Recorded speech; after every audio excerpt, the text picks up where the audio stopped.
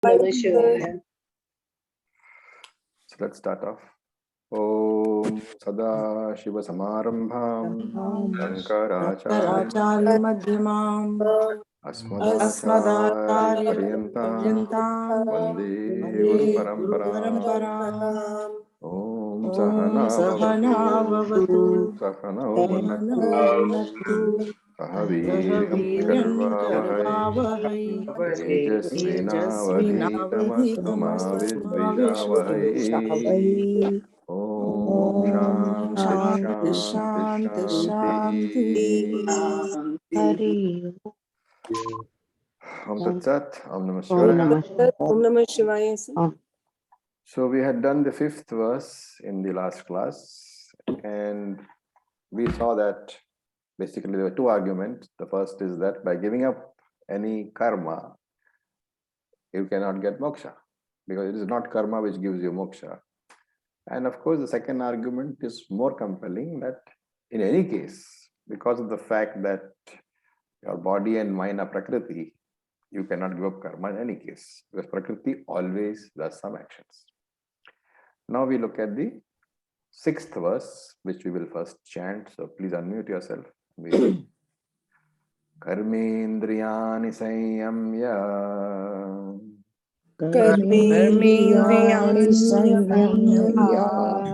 ya asate manasa smaran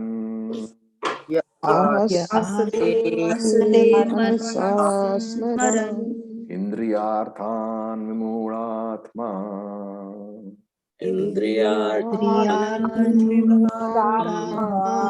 Mithyachara sa uchyate.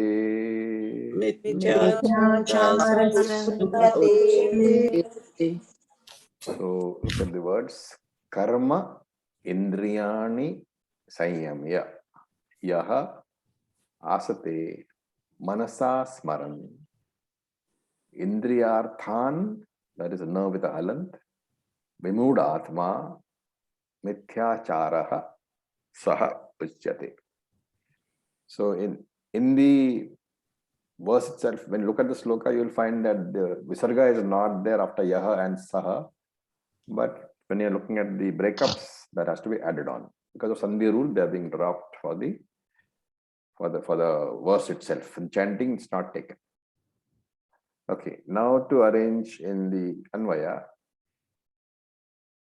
Yaha karma indriyani sanyamya manasa indriyarthan smaran aste saha vimudatma mithyacharaha uchyate.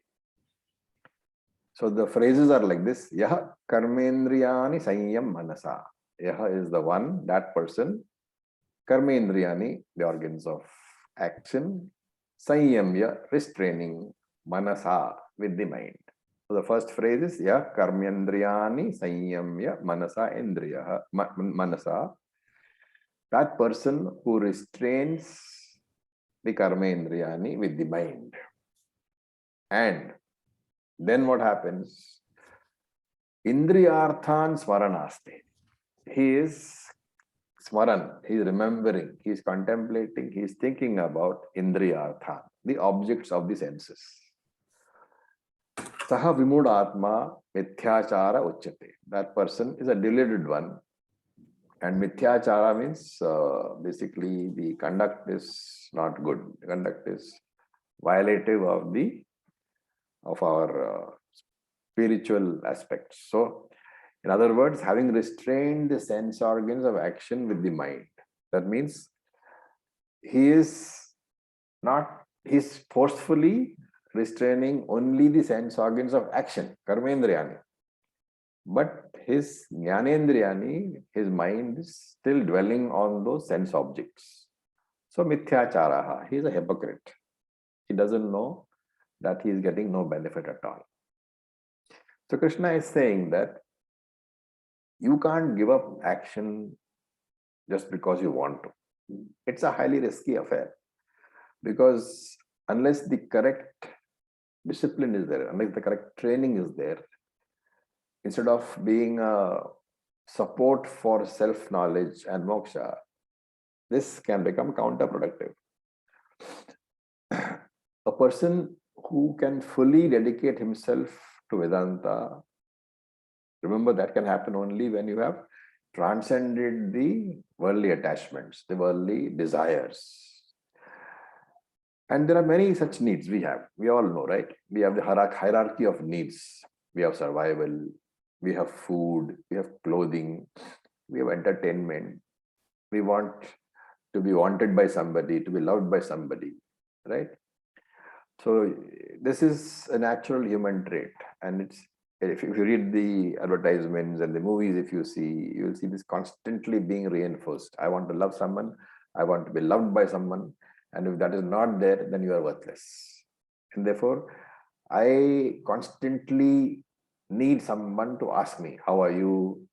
Are you all right? And if nobody calls you, then what? You get into a depression with no one needs me, no one loves me. So this is a mindset that we have got. So Krishna and human beings, it's called the hierarchy of needs. And human beings have different levels of needs. There is one need which is a need for self-respect, doing something. And there's another need for recognition.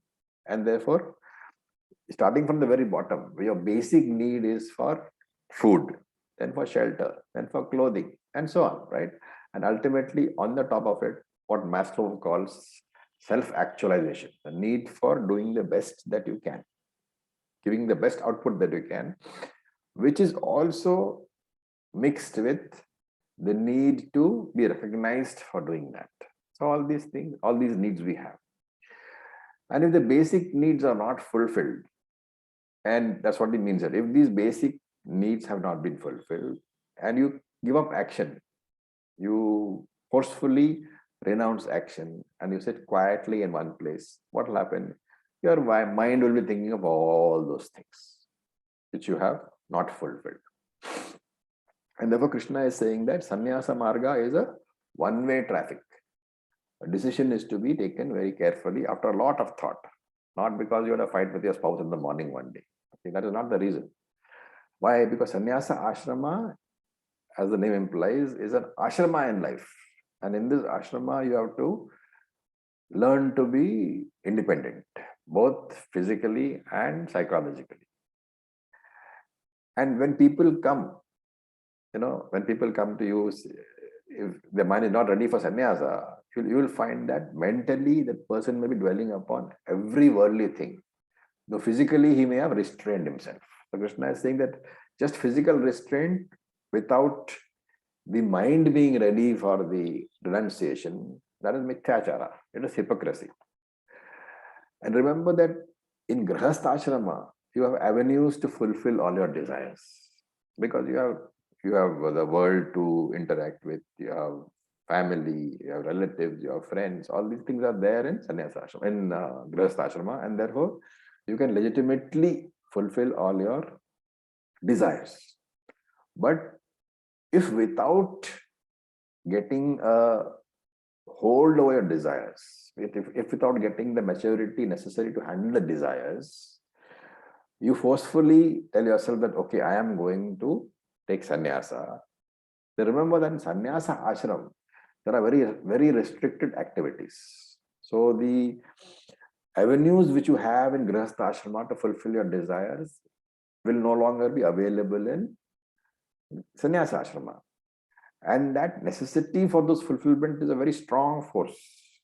So therefore, either you will go mentally unstable because of this conflicting waves of wanting to fulfill desires and not having an avenue to fulfill them, or as is more likely, you will just give up sannyasa.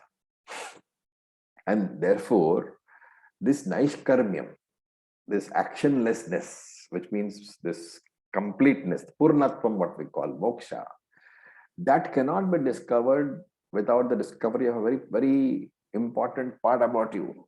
What is that? That I am akarta. That I am a person who is not a doer. I am Brahman, I am Atman. I don't do anything. And without discovering that akarta status, if you think you can renounce actions, that is foolishness. And remember, we talked about two types of sannyasa. Do you remember? We said there are two different types of sannyasa. What are they? Vidhivat and Vidvat. Vidhivat and Vidvat. Vividisha Vidhivat and and Vidvat, Vidvat. Vidisha and Vidvat. What are they basically? Somebody who takes up sannyasa for the desire of learning and somebody who already has the knowledge. So which one is which? Vidhivat, the first. Vidhivat is the one who already has the knowledge. Okay. And Vidisha is the one who wants. Vividisha. Okay. So Vividisha. Vidisha is the one who wants. Okay. Now there is a third type, which is called a Kevala Sannyasi.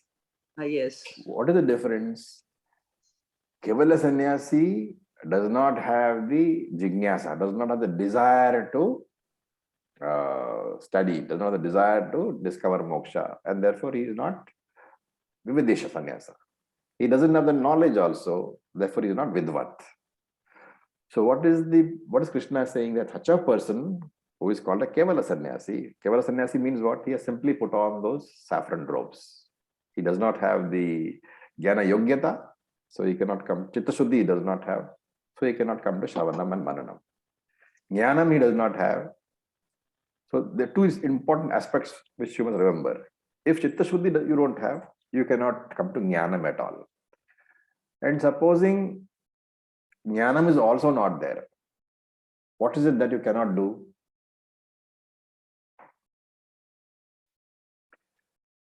Chitta Shuddhi cannot happen by itself.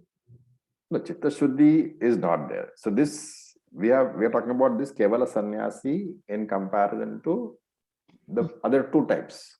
One person has Jnana Yogyata, the other person has Jnanam, right? To put it in short, the Vividisha Sannyasi has got Jnana Yogyata. So he is going to come to Shravanam and Mananam and Nididhyasanam. Right. The Vidhivat has got Jnanam. Right. So he can do Nididhyasanam. He does not need to do Shravan Mananam. Now this Kevala Sannyasi has not Jnana Yogyata, so he cannot come to Shravanam Mananam.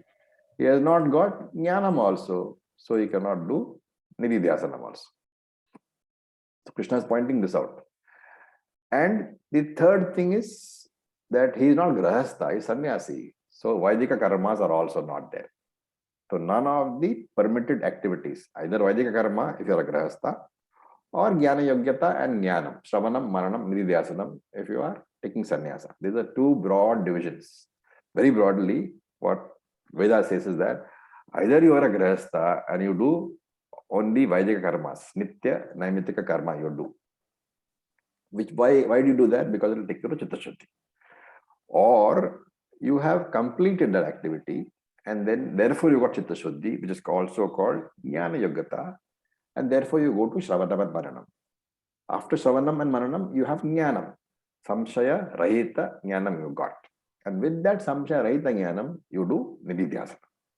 So these are three aspects. Either you are Grahastha, or you have Jnana Yogyata, or you have Jnanam. Three different activities are indicated for all these three qualifications. But this fellow has neither.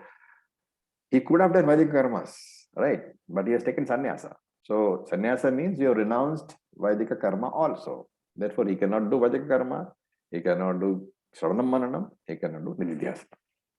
And therefore, what will happen? Any activity which he will engage in will most probably be against what Shastram prescribes. And therefore, he says Vimud Atma. Atma here is the mind, Vimud Atma, the deluded mind. And therefore, Krishna is saying Karma Yoga is better than Kevala Sannyasa. Since Karma Yoga will lead to Jnana Yogata, and Jnana Yogata will lead to Shravanam Mananam, and Shravanam Mananam will lead to Jnanam, and then to Nididhyasanam, and then to Moksha. So the broad path is being indicated here. How the Veda prescribes for us what is the right way to go. What is the right way to go?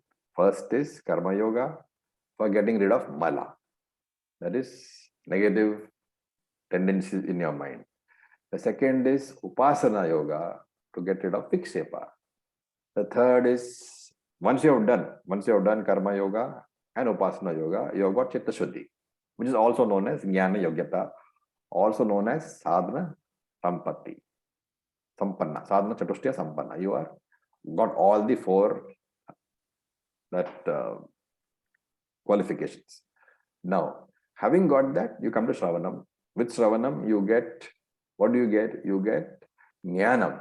But that Jnanam is having some doubts, right? Then you come to Mananam. With the Mananam, the doubts are removed. And therefore, after Karma Yoga, Upasana Yoga, Shravanam and Mananam, you are a Jnani. You have got Jnanam without doubts, Samshaya Rahita Jnanam. But you are not experiencing the benefits of the Jnanam because you have got habitual thinking patterns. All the samskaras, all the habits which you picked up of thinking I am a finite person, all those things are there in a subconscious mind. Those have to be addressed to Nididhyasana. So broadly, the path is this: Karma Yoga, Upasana Yoga, Shravanam, Mananam, Nididhyasana. The last three are called Jnana Yoga, very, very broadly. Okay. Now, Krishna goes on to enumerate. We look at this. Yes, please. May I please ask? Yeah. So, if we have to reach the stage of Nididhyasana, does that mean that one has to take sannyas and no, only... one has to have samshaya rahita jnana, knowledge without doubts. The only thing why people are why Bhagavad Gita, especially Shankara is for Shankara, when Shankara says human being, Shankara means what they call sannyasis. So for Shankara, a non-sannyasi is not a human being. That's an extreme view, but so we respect Shankara, so we don't say anything. So basically what he is saying is that you have to have samshaya rahita jnanam, knowledge which is free of doubts. Then only you can do Nididhyasanam. Otherwise, Nididhyasanam will give you no benefit at all.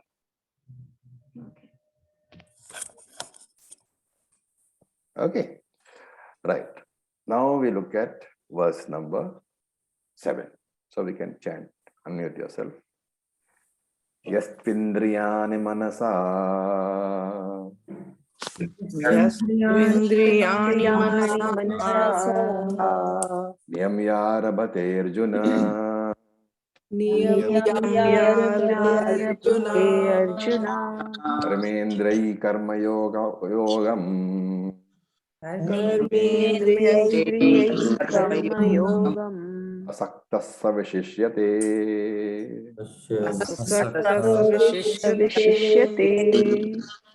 Okay. So again, you have to break up very carefully. Yaha, the Yastvindriyani has got three components. Yaha, ya with visarga, tu plus indriyani. Yaha tu indriyani manasa. Then the next word, niyam yarabhate Arjuna, is niyamya arbhate. The avagraha is dropped. Arjuna. Niyamya arbhate Arjuna. Then karmendriyai karma yogam asaktaha saha vishishyate. So Anvaya will be, hey Arjuna, tu is but, hey Arjuna, but yah indriyani manasa niyamya asaktaha karma indriyaihi karma yogam arabhate saha vishishyate. So arabhate has to be brought from the first line and put it here after karma yogam. Karma yogam arabhate saha vishishyate. So hey Arjuna, tu yaha, however, that person who niyamya controls indriyani manasa. So niyamya manasa controls with the mind the sense organs, indriyani. And now see the difference between this and the previous verse. And asaktaha is unattached.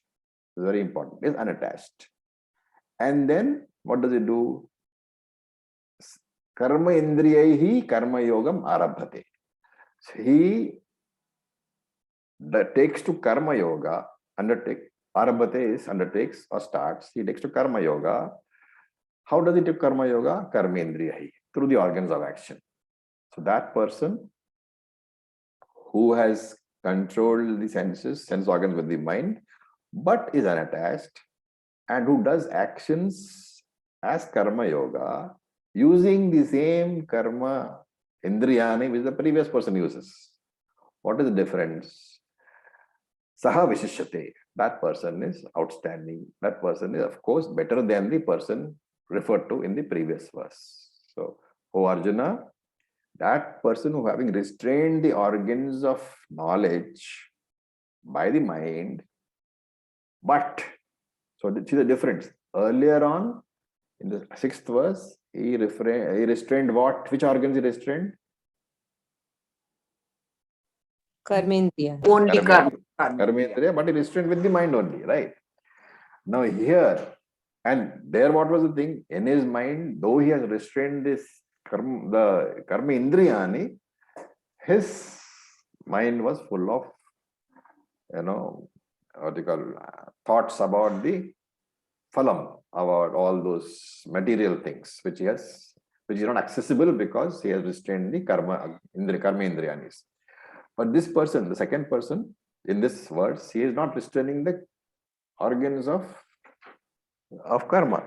He is restraining the organs of knowledge. He is restraining jnanendriyan. And what does he use to restrain? Same thing. The mind only uses. So having restrained the jnanendriyani with the mind, what does he do? He does not restrain the karmendriyani. He pursues karma yoga using the karmendriyani. What is the difference? There is no attachment. Okay. He says without attachment. And that person is superior. Superior to who? Superior to the previous person. So here Krishna is saying Karma Yogi is superior to Kevala Sannyasi. What is this Karma Yogi we are talking about? This Karma Yogi Krishna is talking about is the Grihastha, a life in society where I do my work, I do my Nitya Karma, I contribute to society, and I do it with the attitude of a Karma Yogi. What is the attitude of a Karma Yogi? Three things we talked about. What are they? Ishvara Prasada. Ishvara Arpanam, Ishvara Prasada, and Samatvam. no. He gives everything to the Lord. That is Ishvara Arpanam. Lokasangraha. No. The third one is appropriate karma. We talked about that. There have to be three things: an appropriate attitude towards the action, an appropriate attitude towards the phalam, and appropriate karma. It cannot be any karma at all. It cannot be negative karma. Okay, these three are the main things for a karma yogi. You must go back and look at verse number 47 and 48 of chapter 2. Then only you will be able to appreciate. So, in this Grihastha ashrama, he has to do Nitya Naimitya karma. Right? Nitya Naimitya karma is appropriate karma. And therefore, Krishna is saying that the Grihastha ashrama life is a better life where you must go for contribution so that you can cleanse yourself, so that you can get chitta shuddhi. And therefore, Grihastha ashrama is an ideal ashrama for fulfilling Arthakama desires. Krishna is accepting here, mind you, the Arthakama desires are going to be there. Because you are not a sannyasi, you are a beginner in the path of spirituality. Of Vedika, you are a Vedika student, all right, but you are a beginner. And therefore, you cannot, unless your mind is so much in control that you have no desires for material benefits at all. If you are like that, then the ideal ashram for you is what? Is sannyasa ashrama. But 99% people, they have desires, and without fulfilling those desires, if they try to get into sannyasa ashrama or in our detachment from the point of view of the Veda, for an advanced Vedic student, sannyasa ashrama is not necessary, but detachment is necessary. If the detachment doesn't come, then it's pointless taking sannyasa. And therefore, for the majority of people, Grihastha ashrama is the ideal ashrama. Because Grihastha gives you the potential for fulfilling your desires, Arthakama desires. And also remember that in Grihastha you can do service to society, you can contribute to society. And therefore Shastram prescribes Grihastha for two things, not merely for Arthakama. Arthakama is secondary and subsidiary. Your main thing is to get Chitta Shuddhi. And that is why, your wife is called Sahadharmacharani. What does that mean, Sahadharmacharani? That is the primary purpose of marriage. Not for, fulfilling your physical desires or for getting children, which we all think is the primary purpose of marriage, right? But it is not. Shastra says wife is Sahadharmacharani. What does Sahadharmacharani mean? Spiritual partner. She is your spiritual, Wife in your is the- spiritual journey. She's your Charani is the companion. one who walks with you, Mm. right? And Your companion. Saha means walks with you. Sahacharani, she walks with you. Where? On the path of Dharma, on the path of moksha. And if any of you are familiar with the seven, that vows which you take when you go around the fire, the first vow is that I promise to walk with you on the path of moksha. So that's the basic meaning of a wife, not one who is there for, enjoying your life and having children or perpetuating your lineage. This is the main thing. And that is why wife is considered absolutely essential in all the rituals. In fact, I don't know if you know, no ritual can be done by a Grihastha. There are many rituals for the Grihastha, okay? None of the rituals can be done if the wife is not there. The Grihastha cannot do a ritual meant for a Grihastha without permission from the lady of the house.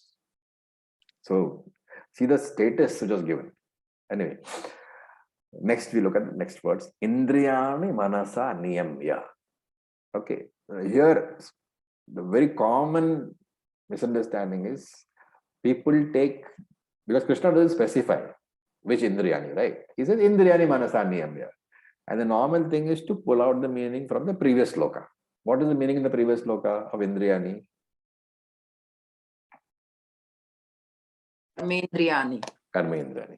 So that it is not here. Here it is Jnanendriyani. Therefore, it's very clear in the Bhashyam that you have to take Jnanendriyani here. Krishna means Jnanendriyani and not Karmendriyani. Why do you take Jnanendriyani over here? Logically also, when you look at the sloka, you can see, even without Shankara's commentary, you should be able to make out that is Jnanendriyani. How? Look at the sloka and tell me. With non-attachment? No. What are the wordings in the sloka which indicate that the Indriyani in the first line is not the Indriya of the second line? Karmendriyani karma yogas yogmasakta. Manasa. Is it Manasa? No. See, Indriyani, yes to Indriyani, manasa means you regulate your Indriyas. Why are we taking the term Jnanendriya over here? Because he says, having regulated the Indriyani, Karmendriyani karma yogam. With the karma Indriyas, you are doing karma yoga. Right? So it's you to say that you regulate the karma Indriyani and then do karma yoga with those Indriyas, it's sort of a duplication. Therefore, here you have to take it as Jnanendriyani only. And of course, Shankara makes it clear that you have to regulate the Jnanendriyani with the mind, and then after regulating the mind, then you do karma yoga with your karmendriyas. Therefore, the grihastha is given a freedom to fulfill arthakama. Okay. Now, arthakama, dharma, moksha. These are the four purusharthas. What does artha mean? Material. Again. Materialistic, economic. Material. So artha means things like security, money, possessions, house, status, name, fame. Anything which gives you security. Remember, don't look at it as purely material stuff. Artha means whatever gives you security. And security, physical security, mental security, all that comes under artha.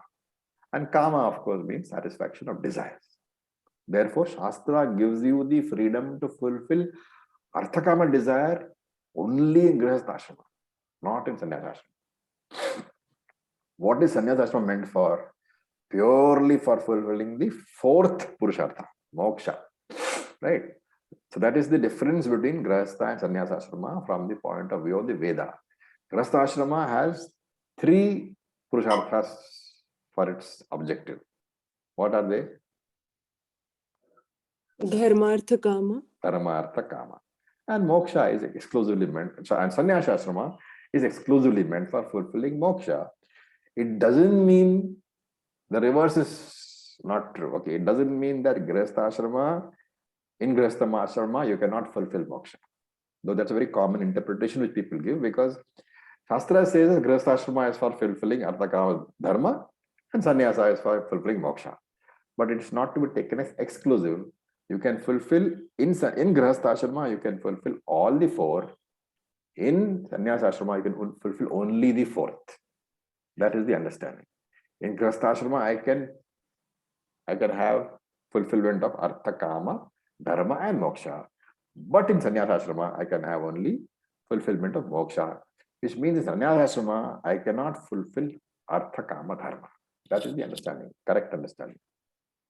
And therefore, let a grihastha fulfill all his worldly desires. Krishna is saying, as a grihastha, Arjuna, all your desires, artha, kama, dharma, are fine, no problem.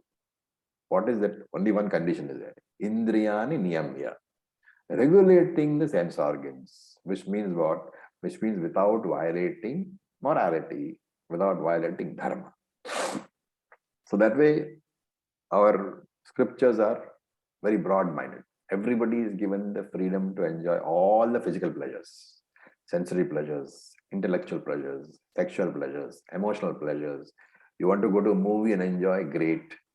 Don't go, but Krishna will say, don't go for 3 movies in a day. Just go once in a way for a movie. And make sure the movie is such that it doesn't disturb your mind. So in moderation, everything is there in grihastha ashrama, but that is not allowed for a sannyasi. You cannot have a sannyasi going and seeing a movie, right? You cannot have a sannyasi going on a world tour for entertainment. So moderation is there for grihastha ashrama, and therefore you are allowed to fulfill all your desires. Only we should ask ourselves one question. Before any desire we consider, we ask ourselves one question. Is it a legitimate desire? Is the desire moral? And even if it is legitimate and even if it is moral, is it in excess? Right? So every fulfillment of a legitimate desire should be in moderate limits. Because they say even Amrit in excess is poison. Even nectar, the nectar of life, if you take it, too much of it, you're going to die. So therefore, I should be aware of what I'm doing. And in my world, to put it very simply, from a viewpoint of those who go to the ashram in Kerala, you get rice and pickle over there for food, right? In breakfast or dinner or something. So one should not forget which is the main dish and which is the pickle. One should not mistake the pickle for the main dish and think that the rice is the substitute dish. We should be always knowing which is your main objectivity and which is a main object in life and which is a subsidiary object in life. That you should never forget. Therefore, artha kama should never be primary. Always dharma moksha should be primary and artha kama should only be supporting dharma moksha. And therefore, in terms of a grihastha has 2 activities. He gives to society and he takes from society. At the end of the day, your account balance should show that you have contributed more and consumed less. If you do that, that is called a dharamik purushaha. So he says, don't suppress your desires, channelize. And how do you channelize? After having mastered the sense organs. And what do you mean by channelization? Karma yogam arabhate. One should take to karma yoga. And that too, in what manner? Asaktaha, without getting attached to anything. And what is the advantage of doing some activity without getting attached to anything? Because I do not consider, whatever I do as an end in itself. I'm using it as a means for moksha. And therefore, I use it with mastery. Remember that even grihastha, by the same logic, grihastha ashrama is not an end in itself. It's not the objective in life. It's not the final purushartha. Getting a wife or a husband is not an end in itself. Neither of them are permanent. So I have to grow out of my need for my family members.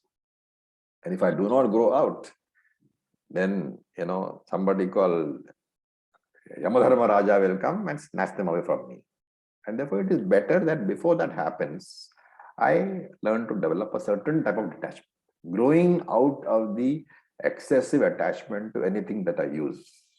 And a person who follows this karma yoga, what does it? Krishna says, Vishishyate. He excels. He is superior to a sannyasi who chooses sannyasa. Kevala Sannyasi is superior to. Because the Kevala Sannyasi has neither the maturity nor the knowledge, nor can he fulfill his worldly desires. And therefore, he will get into trouble. So Sannyasa Ashrama is wonderful if I love Vedanta. But if I, don't like Vedanta, then Sannyasa Ashrama can be horrible. And therefore Krishna is saying that, hey Arjuna, a grahastha is superior to an immature sannyasi. Right?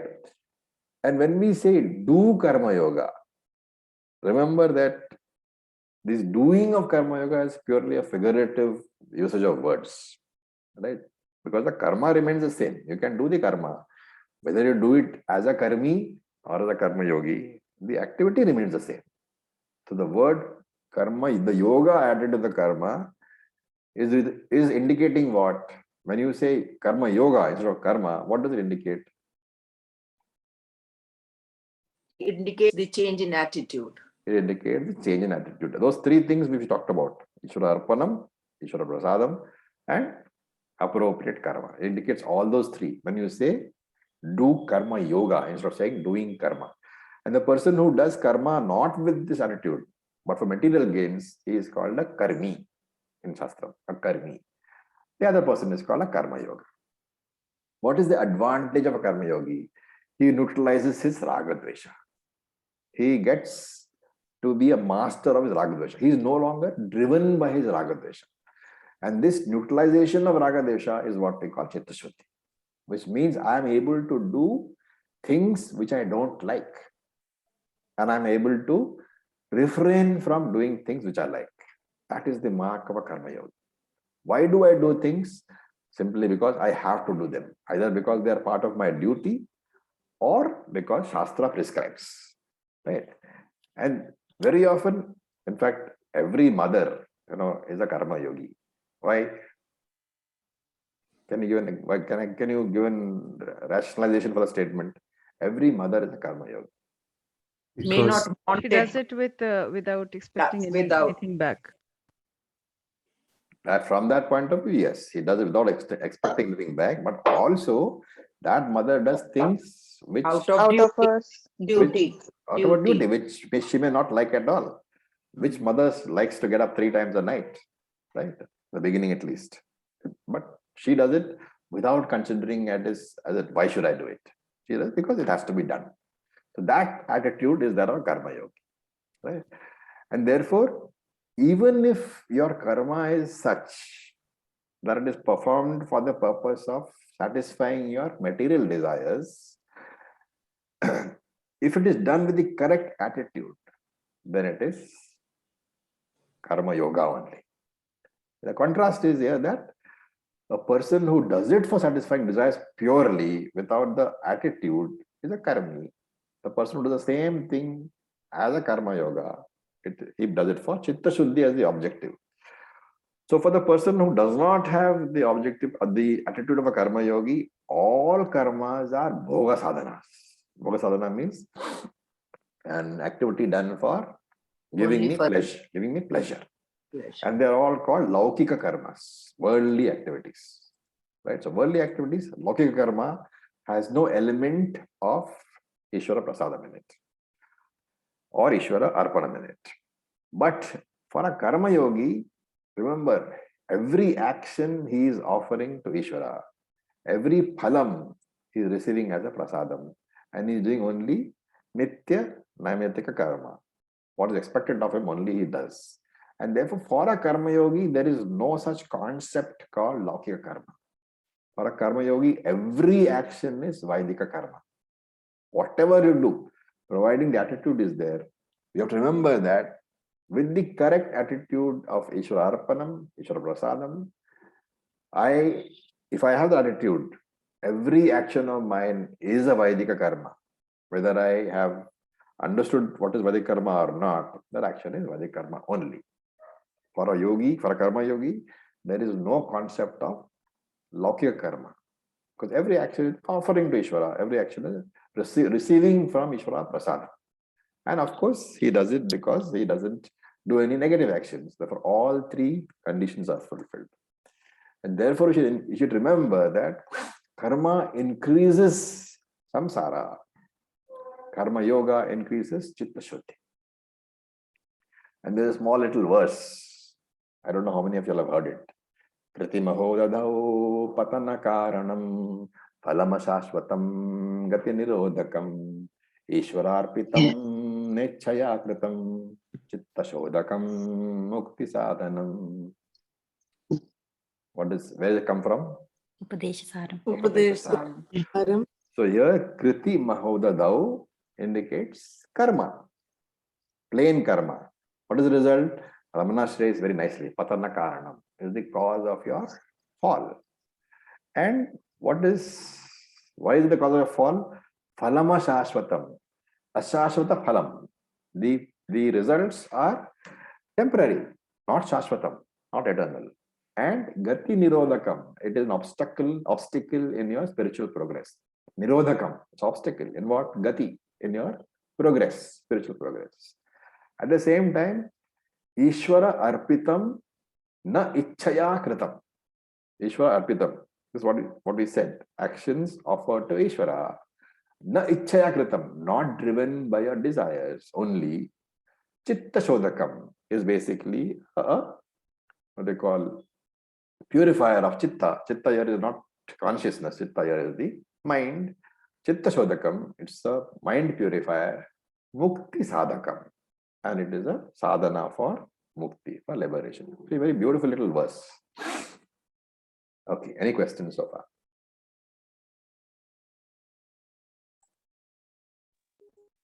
Acharya ji, Yeah. this side Amit, we've talked about sannyas ashram and grahast ashram. Yeah. There is one more in between vanprasth. So what should be the activity in vanprasth? No, what we see, this grahastha ashrama is an ashrama which we are not talking at broad levels. Of course, there are 4 ashramas: the brahmacharya, the grahastha, the vanaprastha, and the sannyasa, right? But when we look at the overall context, when we say grahastha, it includes brahmacharya. When we say sannyasa, it includes vanaprastha. Why is that so? Can you think of a logic?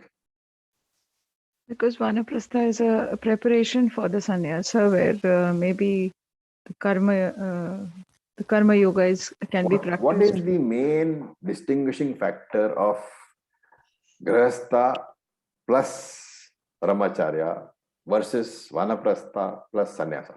What is the distinguishing factor? Vanaprastha is also about Going away from retirement. worldly pleasures. No, where Withdrawal. the living, how they When you live. start withdrawing Brahmacharya is a preparation. So society. Grahastha is a preparation for sannyasa ashram. Yeah, so basically in brahmacharya ashram you have duties, right? The duties are limited because they're basically towards the guru and towards the guru's kula.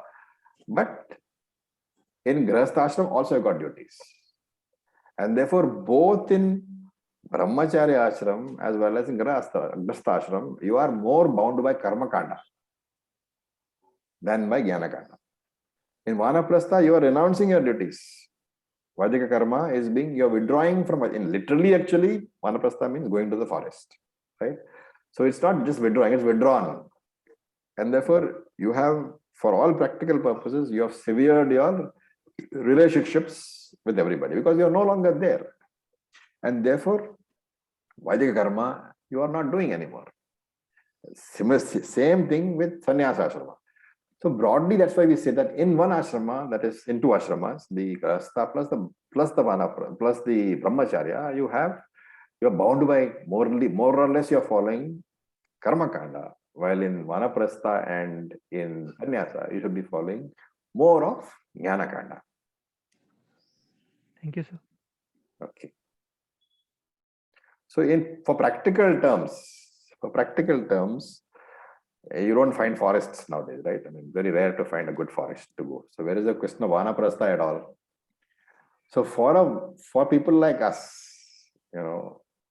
all of us, when you grow old, I'm not saying you should go to Vanaprastha just now, but when 40 years down the line, when you are older, what is your Vanaprastha? Today itself, there are no forests. After 40 years, I don't think you'll have plants also.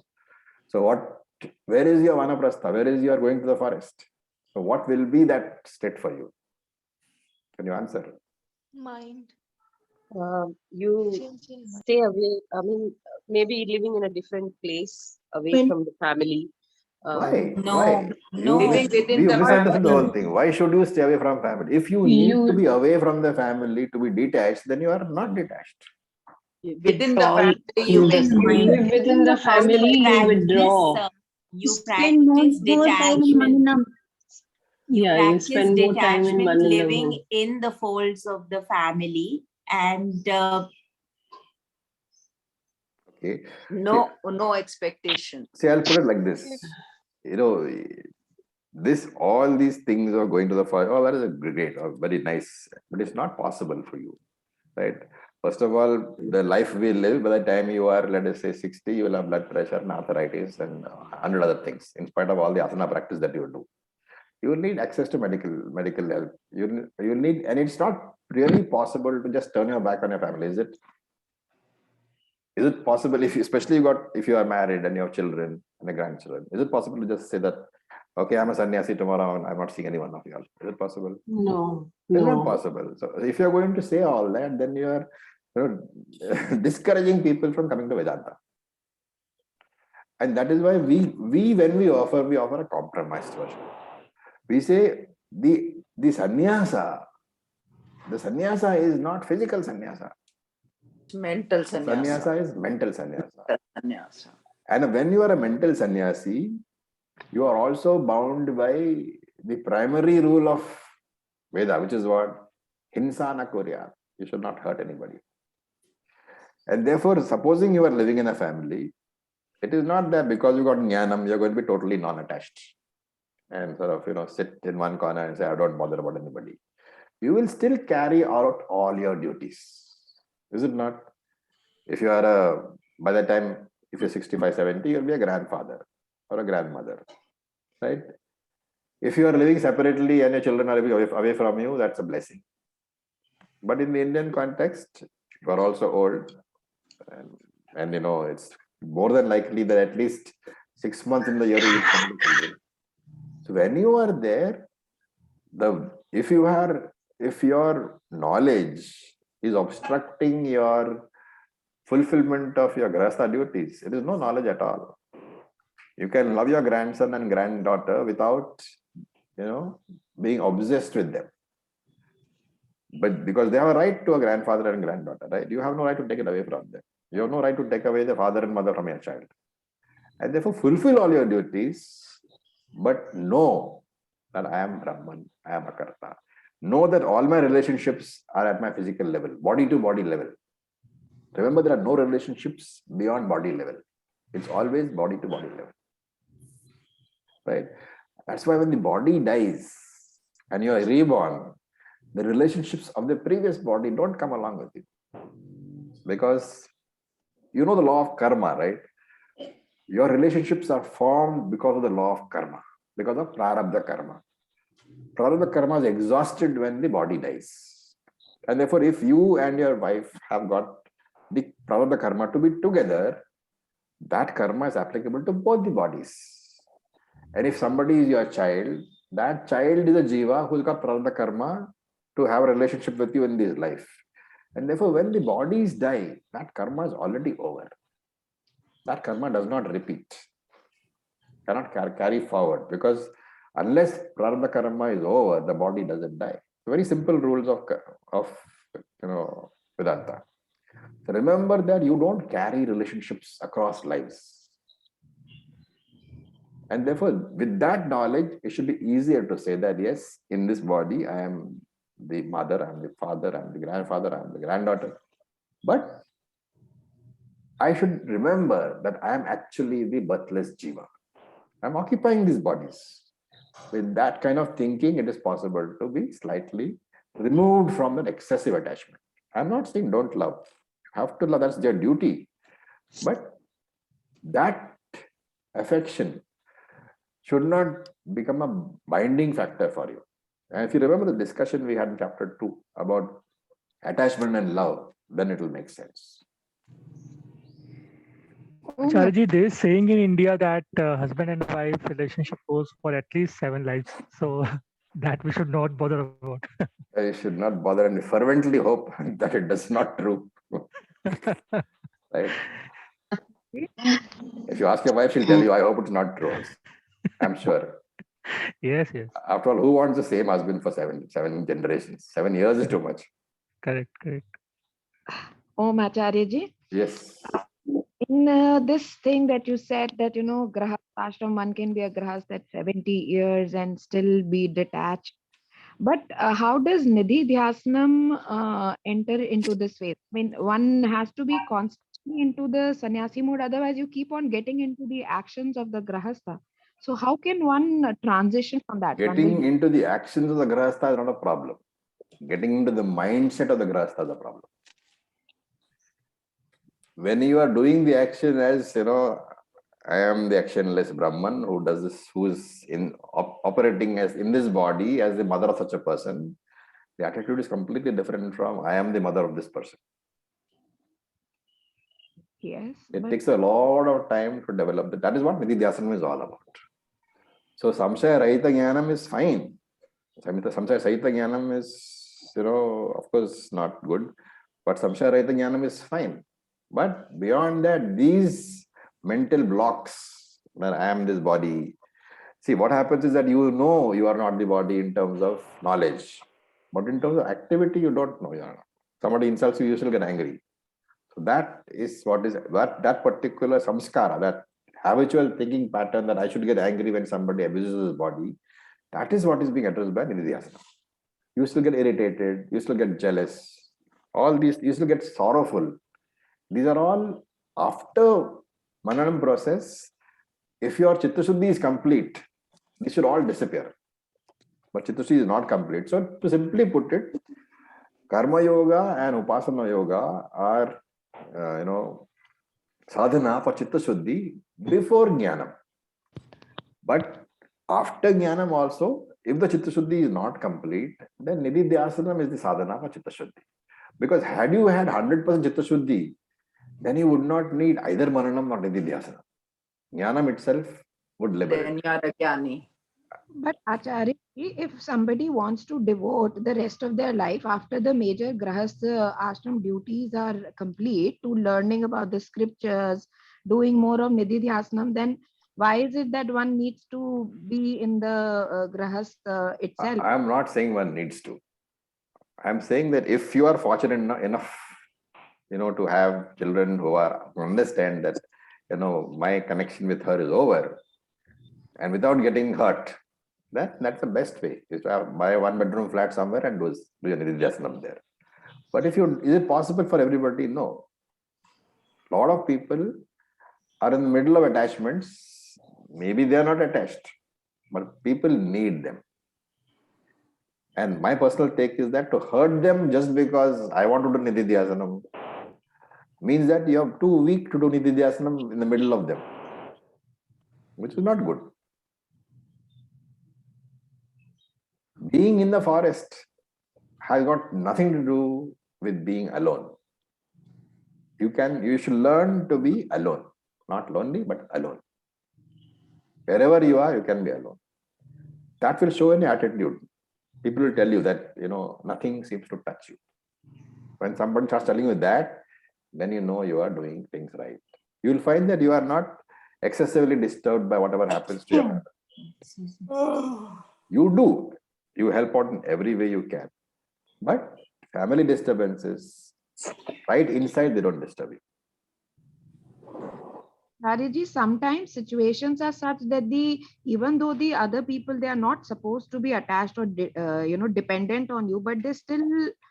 I mean, how does one really sever that tie? Because If you are not able to sever that, that means you are attached. we can be detached, but if we are thinking that a 30-year-old or a 40-year-old son of yours still needs you in despite having everything for them in terms of emotional attachment, how does one sever that? Because that is their issue with the attachment. See, They are not. today's world, I mean, I know a lot of people who will prefer to live by themselves, who don't live in joint families. If you can do that, it's great. We live ourselves. I have a daughter and I have a grandson, but we don't live with them. We live in a joint family. We live alone. But we do meet them regularly because they need that. That doesn't mean that we are involved. You have to learn to give them their freedom.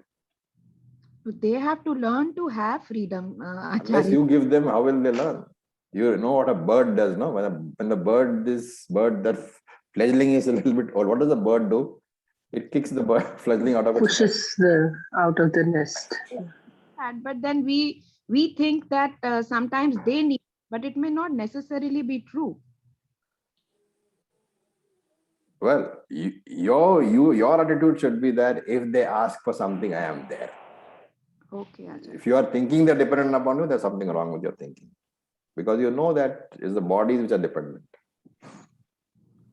But at the same time, if somebody needs your company occasionally, I'm not saying all the time. If whole time they want to be with you, then there is something indeed wrong. Then you are not, your prarabdha is not permitting you to get to moksha. Okay, I understand. Thank you. Any more questions? So we'll end the session for today. I hope all these sessions, please think about them during the week, okay? Because these are the most important sessions which you are doing right now. And this knowledge from here has to actually be assimilated fully in your head. Then only future sessions will make sense. Acharya, just one more question. Yeah. How do you test that you are detached? How do you know that you're not psychologically doing something to yourself to pretend that you're detached? No, just if something happens which you don't like, number one, ask yourself, am I getting upset? Ask yourself, how long is this upset situation lasting? Ask yourself, how strong is the upset situation on 1 to 10? So we had a word for it, we call FIR, frequency, FIR. intensity, and recovery time. Recovery. From a disturbance. If all are tending towards minimum, then you are detached. Understood. Yes, June. Yes, June. Tell me. June has got a question. Yeah. Thank you, Acharya.